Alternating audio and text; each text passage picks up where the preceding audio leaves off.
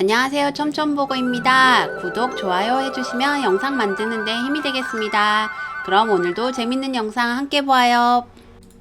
13년 11월 19일 22시 30분 만취 상태로 피해자 신보영을 밀어뜨려 살해. 22시 58분경 자차를 이용해 신보영 시신을 무천군 일대에 유기.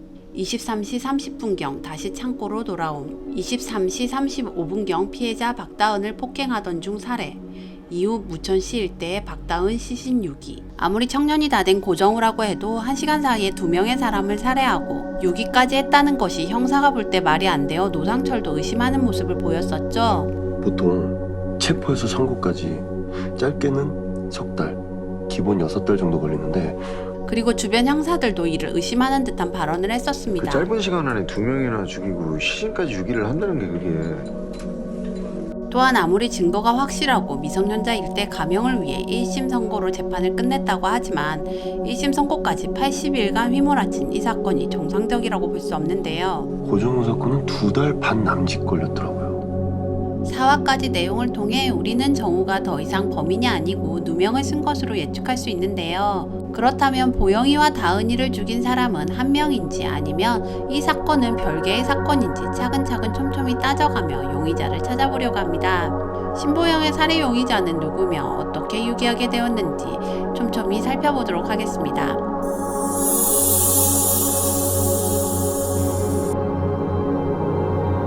보영이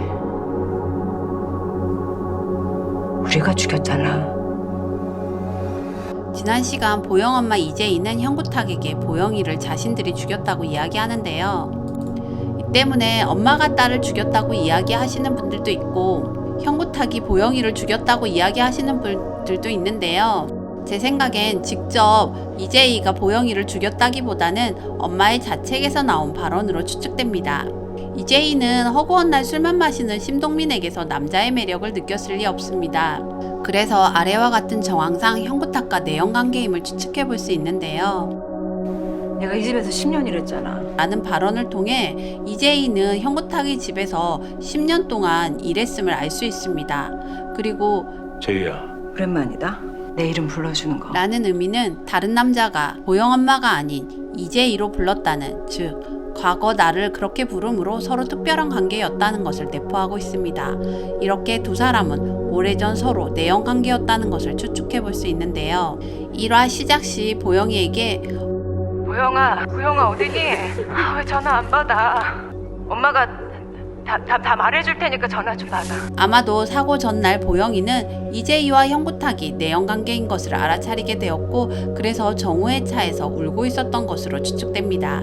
그리고 사고 당일 저녁 이를 따지러 이재희에게 갔다가 이재희와 형부탁의 직접적 내연관계임이 드러나는 장면을 목격하게 됐을 것이라 생각됩니다. 보영이는 그 모습을 보고 충격을 받았고 창고로 갔던 것이죠.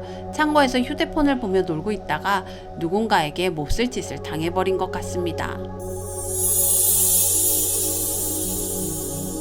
현수호의 그림을 통해 본 장면에서는 보영이를 가운데 두고 왼편에 3명의 사람이 그리고 오른편에 1명의 사람이 커다랗게 그려져 있습니다.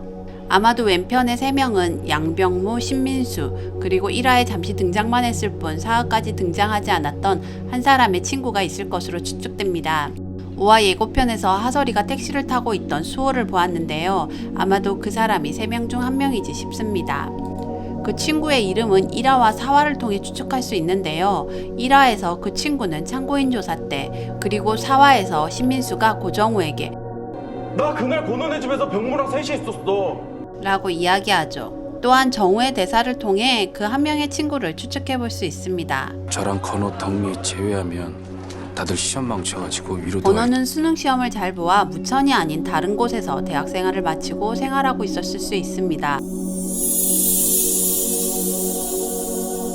정우는 그림의 차를 보고 놀라는 표정을 지었는데요. 아마도 차를 보고 놀랐다기보다 그 차 옆에 사람을 보고 놀란 것으로 추정됩니다. 4화 마지막 정우는 운전만 한다면 내 차는 누구나 몰 수 있었어. 운전면허증만 있으면 차는 누구나 몰 수 있다고 이야기하고 있습니다. 그리고 주유 내역을 보며 이미 기름이 없었던 자신의 차를 자신이 몰 수 없었음을 알아내는데요. 그림에서 한 사람의 남자를 통해 유기한 범인을 추측해 볼 수 있습니다. 그 유기범은 형구탁으로 의심해 볼 수 있습니다. 자신의 아들 건호를 포함한 양병무와 신민수가 신보영을 강간한 후 신보영이 도망하려 할 때 건호가 몽키를 내리쳐 신보영을 죽게 하고 건호와 아이들은 이를 수습하기 위해 형구탁에게 연락했을 것으로 생각됩니다. 그리고 형구탁은 정훈의 집에 가서 정훈 운동화를 가지고 와서 증거를 만든 뒤 김희도 형사에게 사건을 가이드라인한 것으로 추측됩니다. 김희도 형사가 사건 수사 때 세탁기며 옷이랑 신발 등을 찾아보라고 지시한 것으로 보아 형구탁의 직접적 지시가 있었다기보다 간접적 지시를 통해 신발이 연상 가능하도록 이야기하고 증거를 찾게 했을 수 있습니다. 형구탁은 자신의 경찰서 사무실에 무구라는 현판을 걸어두고 있는데요. 이는 때가 묻지 않고 맑고 깨끗함을 의미하는 말입니다. 누군가 정직이 가온이라고 이야기했듯이 형구탁은 마치 자신이 깨끗하지 않음에도 무구라는 가온을 통해 자신의 본연의 모습을 감추는 장치로 사용했을 것입니다. 다음 박다은의 살해범 이야기로 다시 찾아뵙겠습니다.